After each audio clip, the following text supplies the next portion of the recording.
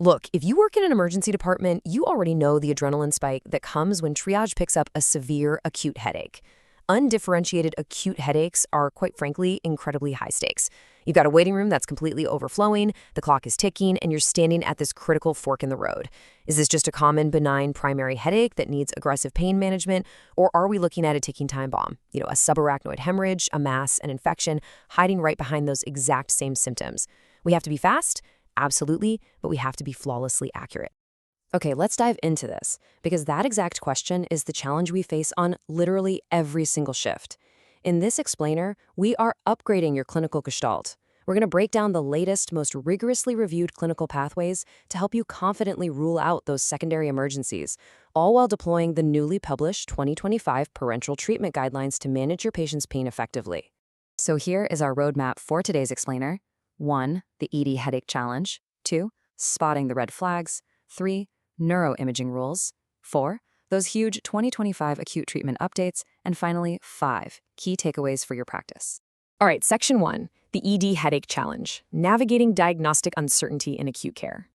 We all know the sheer volume of headache presentations is just staggering, right? The tension always lies in avoiding unnecessary, expensive, and, let's face it, potentially harmful testing, while absolutely guaranteeing we don't send a life-threatening emergency home.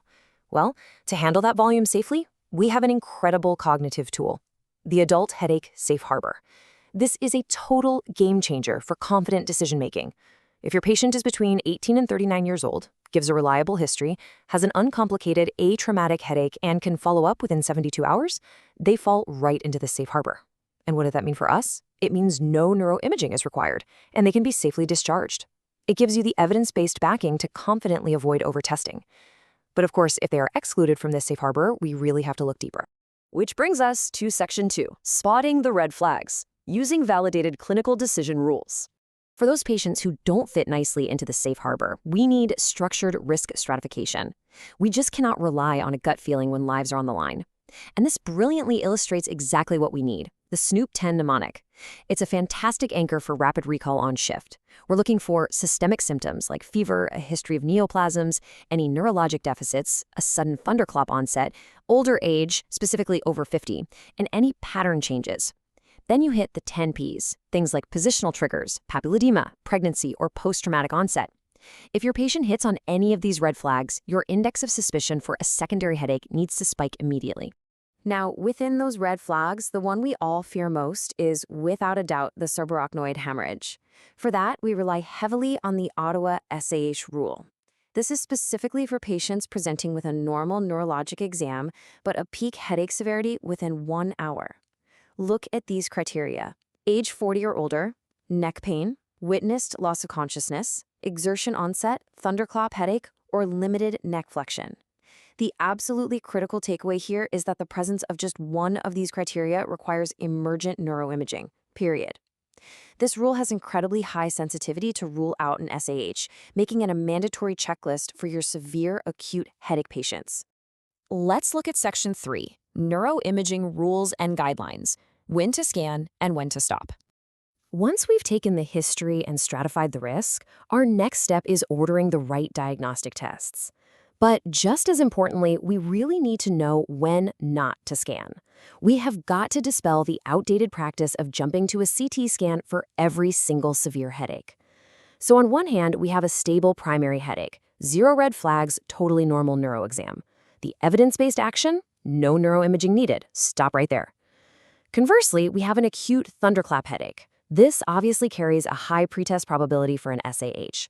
The action here is immediate, a non-contrast head CT within 12 hours of symptom onset. Resisting the urge to scan those stable primary headaches saves time, limits radiation exposure, and preserves ED resources. But hey, what happens when that CT scan is negative, but you still strongly suspect a thunderclap headache? A negative CT within 6 hours is definitely reassuring, but it does not completely slam the door on a subarachnoid hemorrhage. If the patient is still at risk, the guidelines dictate you must move to step 2, either a lumbar puncture or a CT angiography of the head. That's the only way to safely and definitively rule out that SAH. Let's move to it and see how this builds into Section 4, the 2025 acute treatment updates from the American Headache Society guidelines. So, once we've successfully ruled out the life-threatening emergencies, we are usually left with a patient in agonizing pain from a primary headache, most likely a migraine. How do we treat them? Well, the evidence just got a massive update. The newly published 2025 American Headache Society guidelines give us the definitive, rigorously reviewed rules for parenteral, meaning IV, IM, or subcutaneous therapies for adult migraine management in the ED. Make no mistake, this is the new gold standard for your clinical practice. At the absolute core of the 2025 update are the Level A recommendations. This is the highest level of clinical certainty. We literally must offer IV prochlorperazine and greater occipital nerve blocks to eligible adults. These are your heavy hitters for sure. But equally important is a Level A recommendation of what we absolutely must not offer, IV hydromorphone. We need to completely dismantle the outdated use of IV opioids for migraines in the emergency setting. So the crucial point from the guidelines is extremely explicit. Hydromorphone IV must not be offered due to inferior efficacy and increased risk of adverse outcomes. It literally just doesn't work as well as the alternatives, and it harms patients. The AHS is taking a very strong, unequivocal stance here against opioids for migraine-related pain relief. Moving down to the Level B, or should offer tier, we've got some excellent secondary options: IV ketorolac, IV metoclopramide, and subcutaneous sumatriptan. These are highly effective tools to have in your back pocket. But again, look at the bottom. A Level C recommendation strongly advises against a very common treatment: IV paracetamol or acetaminophen. Yep, the data simply does not support its use for acute migraine relief in the ED. Now, I know what you might be wondering. What about some of those popular off-label treatments we've all seen or used, like ketamine, lidocaine, or even just running normal saline? Well, currently, all of these are rated Level U. That means there is simply insufficient ED-specific evidence to warrant a formal recommendation right now. So while they might be popular in some circles, they just aren't backed by the rigorous AHS data for this specific ED setting.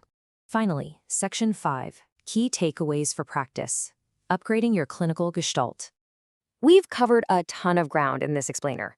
Now, what's really interesting about this slide is how we can distill this into actionable pearls for your very next shift. These 4 essential clinical shifts can directly transform your department's workflow and patient safety. First, use the Safe Harbor and Snoop 10 criteria to confidently avoid overtesting. Second, never forget that a normal CT doesn't clear a thunderclap headache. You still need that LP or CTA. Third, make IV prochlorperazine and greater occipital nerve blocks your absolute first-line reflexes for migraine treatment.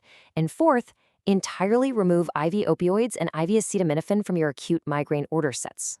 So, are your department's headache protocols actually ready for the 2025 update? Because knowing this evidence is only half the battle.